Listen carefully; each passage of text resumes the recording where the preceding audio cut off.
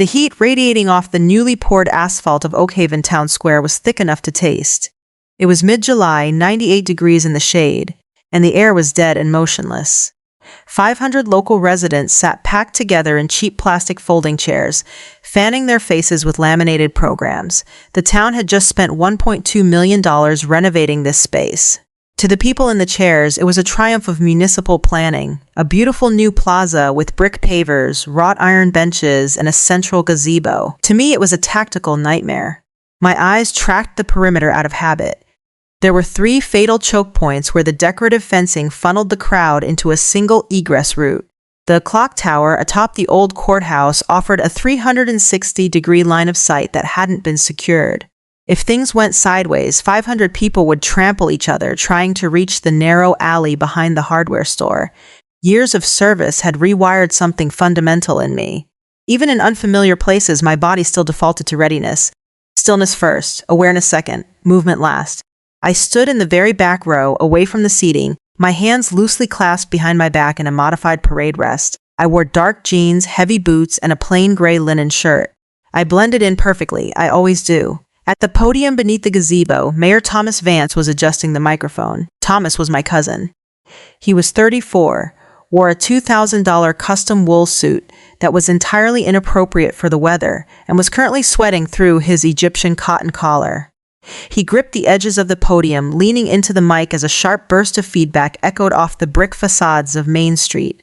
He was a man who fed on attention the way fire feeds on oxygen. "Welcome, Oakhaven," Thomas boomed, his voice artificially loud. "Welcome to a new era for our community." I tuned out the first few minutes of the speech. I didn't need to hear it. It was standard political theater, a carefully curated list of his supposed accomplishments, peppered with folksy anecdotes designed to make him seem like a man of the people. Thomas loved the sound of his own voice. He loved the applause. But most of all, he loved ensuring that everyone in the room understood exactly where they stood in his hierarchy. Some men wear power. Others just put on the suit and hope nobody notices the difference. I kept my breathing steady. In through the nose for a 4 count, hold for a 4 count, out through the mouth. I wasn't anxious. I was simply anchored. My gaze drifted from Thomas to the VIP seating to his right. There sat the guest of honor, an older man, deeply distinguished, flanked by 2 plainclothes security agents whose eyes were darting nervously through the crowd. The agents were looking for threats. They scanned past me 3 times without pausing. They saw a woman standing quietly in the shade. They saw a civilian. They didn't see the calluses on my knuckles or the way my right hand hovered just 2 inches from my waistband. They didn't know I was doing their job better than they were. At the podium, Thomas wiped his forehead with a monogrammed handkerchief and pivoted his speech. He moved from the town's infrastructure to his own personal foundation, family. "We value hard work in this town," Thomas said, leaning forward. "We value grit. We value people who put down roots and build something real." He paused. I saw his eyes scan the back row. He found me. A slow, deeply satisfied smile crept onto his face. He couldn't resist. He never could. "Of course, not everyone figures it out right away," Thomas said, his tone shifting from grand to mock pitying. He gestured casually toward the back of the square. "Take my cousin Sarah back there, the family drifter, always bouncing around overseas without a real career path. She still hasn't found a real job. But hey, maybe this new town square will inspire her to finally settle down and figure out what she wants to be when she grows up." The silence that followed lasted only a second before the crowd began to chuckle. It wasn't a roar of laughter, but it was enough. 500 heads turned to look at the back row. I saw my Aunt Martha in the second row, shaking her head with a tight, embarrassed smile. I saw my uncle looking down at his shoes. I felt the collective weight of a small town's judgment settling squarely onto my shoulders. Humiliation is a kinetic weapon. If you brace for impact, it shatters you. If you let it pass through you, it leaves no mark. I didn't flinch. I didn't shift my weight. I didn't break eye contact with Thomas. He stood there, soaking in the cheap laughs, his chest puffed out with the temporary superiority of a man who had just successfully bullied a family member in front of an audience. He thought he had just put me in my place. He thought I was nothing more than a logistics clerk who couldn't hold down a career. I let my eyes slide past his smug face, back to the guest of honor sitting 10 feet away from him, the man who was scheduled to speak next. I had stared down the barrel of a stolen DSK heavy machine gun in a collapsing embassy, but standing in my hometown square while my cousin called me a failure required an entirely different kind of discipline. I am Sarah Vance. I am 31 years old. If you ran a background check on me or pulled my IRS filings for the last 7 years, you would see a perfectly unremarkable American life. My W-2 states that I make a base salary of $68,000 a year. My official title is Logistics Coordinator for a mid-sized agricultural export firm headquartered out of a nondescript office park in Alexandria, Virginia. That is what the government algorithms see. That is what my credit card company sees. More importantly, that is what my family sees. To understand how I ended up standing in the back of Oak Haven Town Square, absorbing public mockery from a local politician, you have to understand the ecosystem of the Vance family. We were a family built entirely on visible, verifiable prestige. My grandfather was a state district judge who never let anyone forget it. My father was a senior partner at a corporate law firm, billing out at $800 an hour. My cousin Thomas was groomed for the mayor's office from the moment he won his high school student body election. The Vances traded in titles. We measured our worth by plaques on doors, the square footage of our corner offices, and the brand names stitched into our suits. Respect is a conditional currency in families like mine. The moment you stop earning it their way, your account is immediately frozen. For a long time, I played the game perfectly. I was the golden child. I graduated valedictorian, accepted a full ROTC scholarship, and commissioned as a second lieutenant in the United States Army. My family was thrilled. An Army officer looked excellent on the family resume. It was structured, it was respectable, and most importantly, it was something they could brag about at the country club. But then to them, I threw it all away. I told my father I was resigning my commission. I told my mother I wasn't interested in making captain, and that I was taking a boring, entry-level corporate job that required extensive overseas travel. They were baffled. Then they were angry. Finally, they were just embarrassed. The reality, of course, was classified at the highest levels of the federal government. I hadn't resigned. I had been recruited. After a quiet, grueling selection process at Fort Liberty, I was transitioned out of the conventional military and sent to Camp Peary, Virginia, a place affectionately known as the Farm. I became a paramilitary operations officer for the CIA's Special Activities Center, specifically assigned to the Special Operations Group. SACSOG. We are the ghost element. We are the men and women they send in when the United States military legally cannot exist in a battle space. We do not wear uniforms. We do not carry dog tags. If we are compromised, the government will deny we were ever born. Living two lives is a slow, methodical exercise in self-destruction. You don't just lie to your enemies.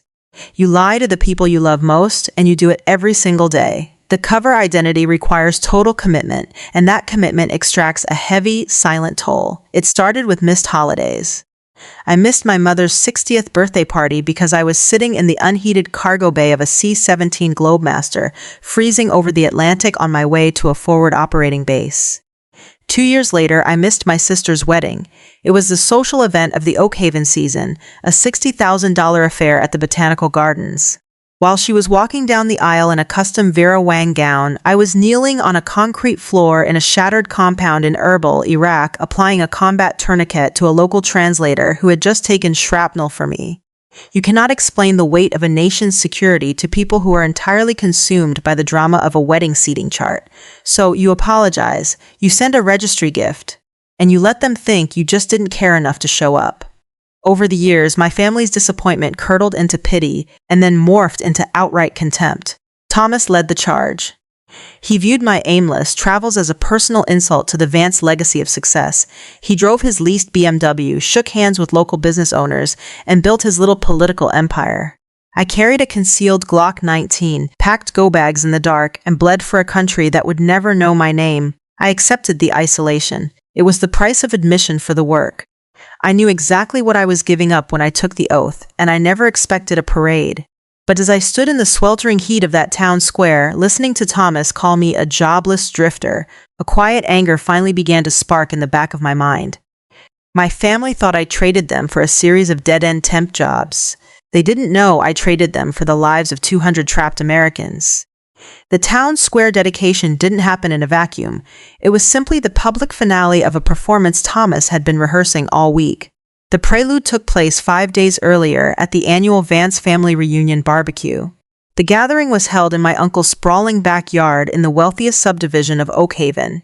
It was a picturesque display of suburban success, manicured lawns, high-end stainless steel grills, and 30 relatives mingling with craft beers in hand.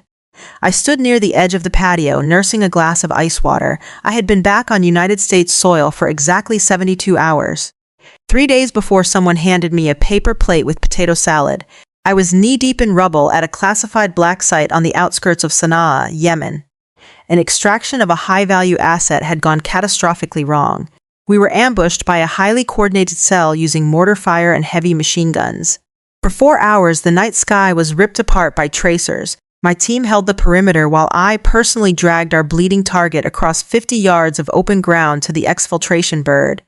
I could still feel the phantom vibration of the rotary wings in my chest. I could still smell the distinct metallic copper scent of blood drying on Kevlar. Arrogance is a loud currency, but it bankrupts you the moment you leave your own neighborhood. Thomas, oblivious to anything beyond his own reflection, saw my quiet demeanor at the barbecue as an invitation. He walked over, holding a microbrew, and positioned himself so that the majority of the family could hear him.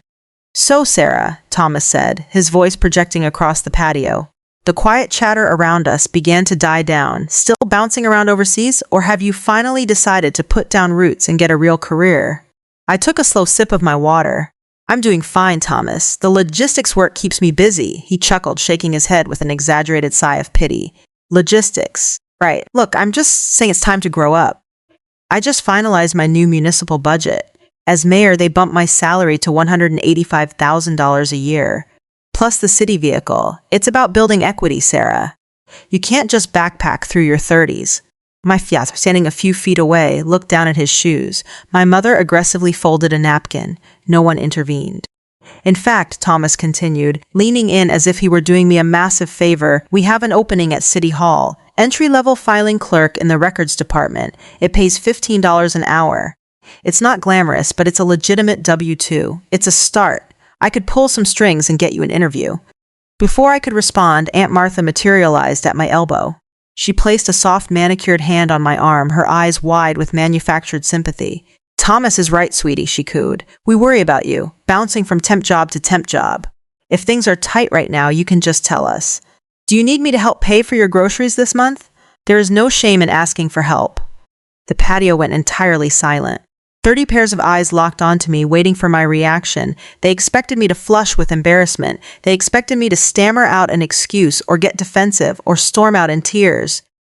I didn't argue. I didn't defend myself. When you hold all the cards, you don't need to slam them on the table. My pulse did not elevate. My breathing remained at a steady, tactical baseline. I looked at Thomas in his boat shoes and his designer polo. I looked at Aunt Martha with her diamond tennis bracelet. I thought about the men in my unit who were currently sitting in a sterile debriefing room at Langley, men who had just watched me neutralize 2 hostiles at close range to keep our asset alive. There is a profound, isolating peace in knowing exactly who you are when everyone around you has it completely wrong. I smiled, a polite, entirely hollow smile. "Thank you, Thomas," I said, my voice perfectly level. "And thank you, Aunt Martha. I'll keep that in mind." Thomas smirked victorious. He took a sip of his beer and walked away, immediately launching into a story about his golf handicap. The tension dissipated. The family went back to their conversations, comfortable once again in the knowledge that the Vance hierarchy was intact. I let them laugh, because if they knew the truth about where I had been 3 nights ago, none of them would ever sleep soundly again. If you've ever had to stay silent while someone underestimated you, hit the like button and subscribe. It tells the algorithm these stories matter. The laughter in the town square faded into a smattering of polite chuckles. The 500 residents of Oak Haven settled back into their folding chairs, their brief moment of entertainment at my expense concluded. I remained entirely motionless in the back row. My breathing did not change. My pulse rested at a steady 60 beats per minute. True power does not require an audience, it only requires a mission. I shifted my eyes away from Thomas and scanned Sector 4, the northern perimeter along Main Street. I watched the 2 security agents flanking the guest of honor. They wore the telltale earpieces and loose-fitting suit jackets of a federal protective detail. The guest of honor was Ambassador Richard Sterling, a 30-year veteran of the Department of State, and currently one of the most high-value diplomatic assets in the region. Thomas was completely oblivious to the operational reality of the space he was standing in. He stood at the podium in his $2,000 custom suit, entirely blind to the invisible geometry of violence that dictates the real world. You cannot teach situational awareness to a man who only looks in the mirror. Thomas droned on, pivoting from my supposed failures back to his own political grandeur. There were 3 distinct moments during his speech where my restraint was tested. The first was when he offered a mock sympathetic sigh, looking directly at me as if I were a tragic charity case. The second was when he adjusted his silk tie and boldly claimed that true leadership is built only in boardrooms and city council chambers. The third was right now as he gestured grandly toward Ambassador Sterling, calling him a fellow architect of peace. I didn't break, I held my silence. Discipline is the space between the provocation and your response. Thomas didn't know who was sitting 10 feet away from him. He only saw a high-profile guest to boost his municipal capital. He had no idea that 6 months prior, during a highly coordinated siege at a diplomatic compound in Sana'a, Yemen, Ambassador Sterling and I became intimately acquainted. The Department of State had catastrophically miscalculated the local militia's strength. By 0200 hours, the compound's outer wall was breached by a vehicle-borne improvised explosive device.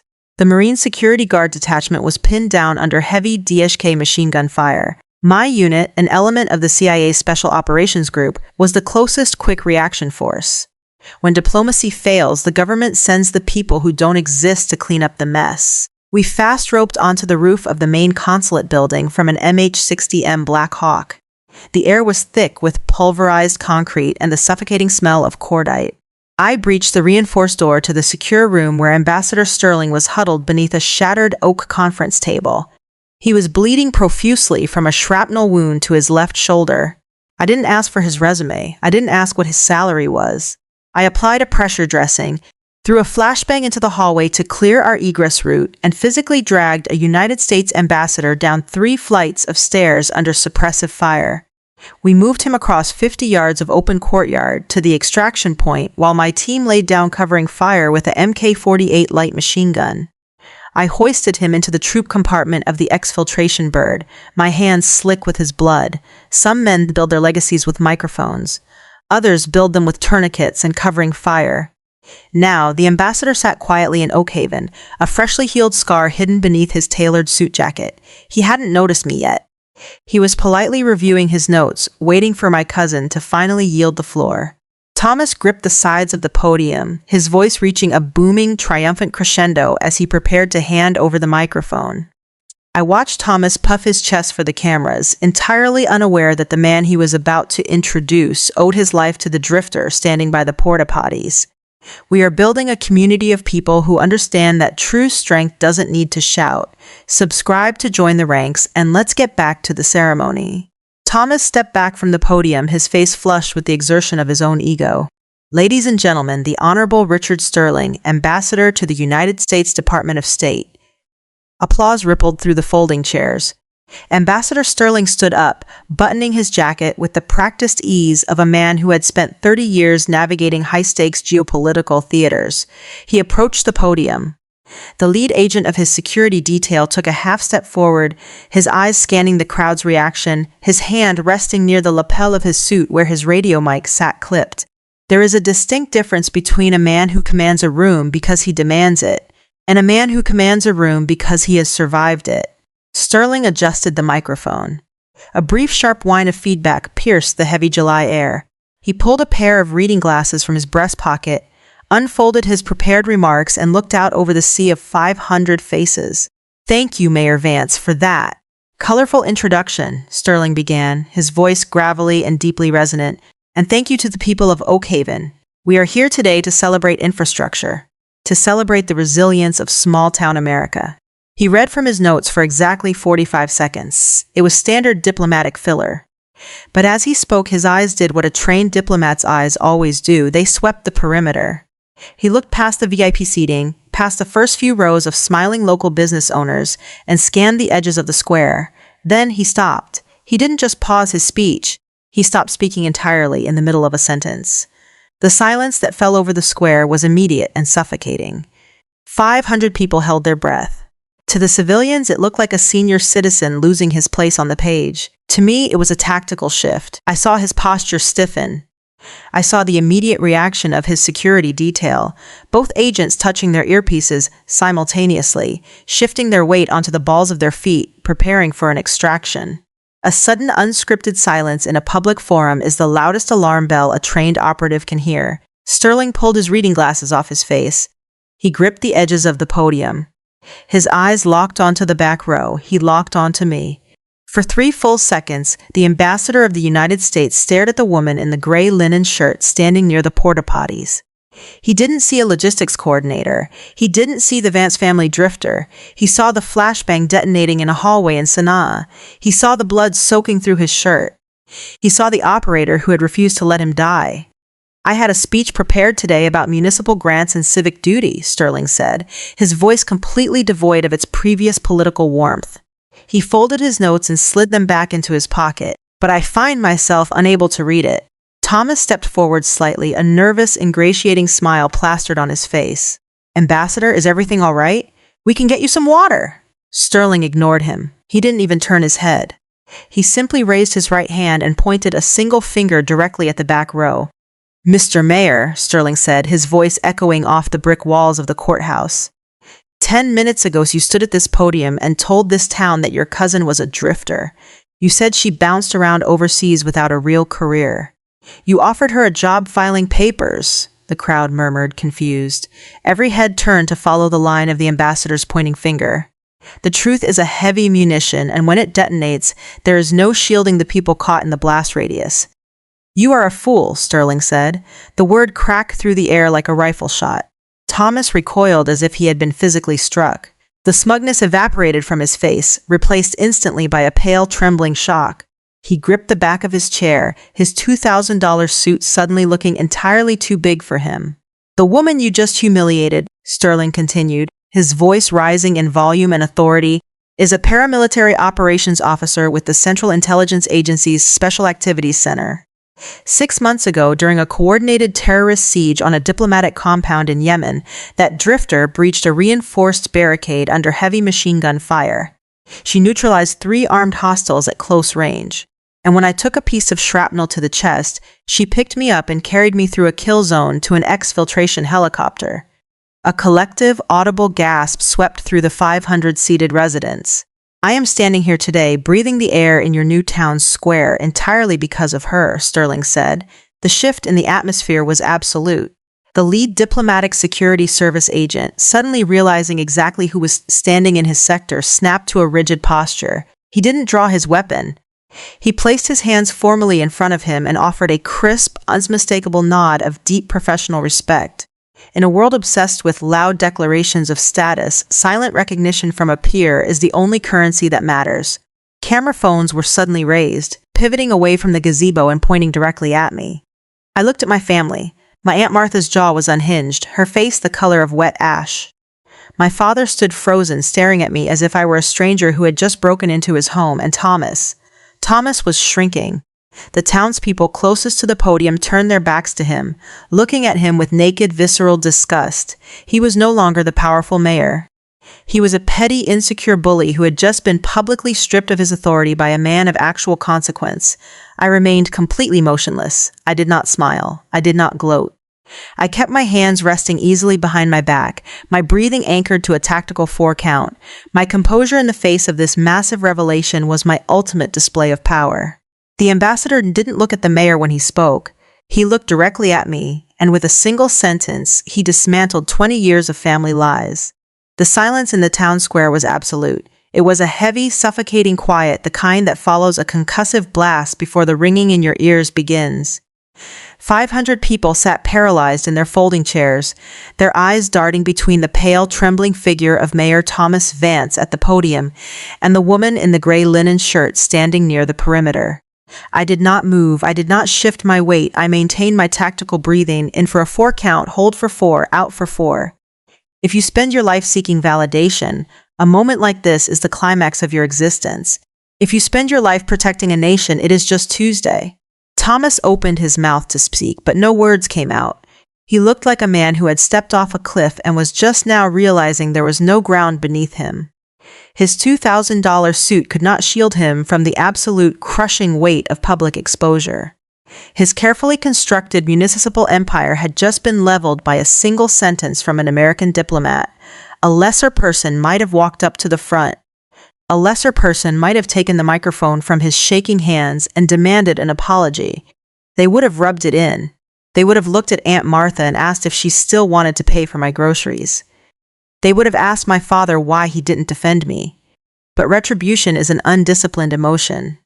It requires you to care about the opinions of people you have already written off. You cannot rebuild a bridge that was burned by arrogance. You can only walk away from the ashes. I didn't need their apologies. Their respect was no longer a currency I accepted. I kept my hands resting easily behind my back. I looked at Ambassador Richard Sterling. The distance between us was perhaps 50 feet, but the operational understanding bridging that gap was absolute.